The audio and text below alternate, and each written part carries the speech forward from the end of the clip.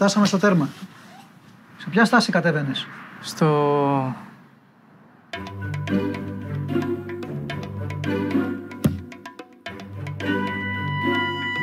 Η αμνησία εμφανίζεται πλέον ξαφνικά, χωρίς προειδοποίηση.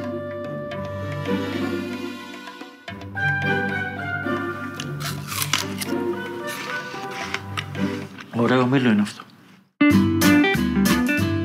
Μπορείς να κάνεις κάτι διαφορετικό. Σε μια ανακοίνωση που μόλις μας ήρθε από το νευρολογικό νοσοκομείο. Νέα ταυτότητα. Θα σου το εξηγούμε στις ηχογραφήσεις. Μην ανησυχείς. Και θυμήσου να βγάλεις μια φωτογραφία όταν βγεις. Αυτά. 1 λεπτό και στο δίνω.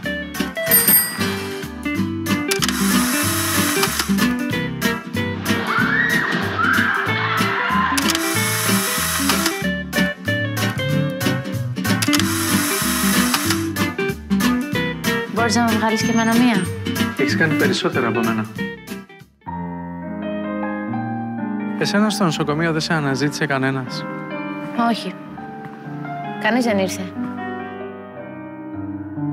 Πού μένεις? Εδώ λίγο πιο πάνω, στο 135. Όχι, συγγνώμη. Στο 8 μένω, όχι στο 135.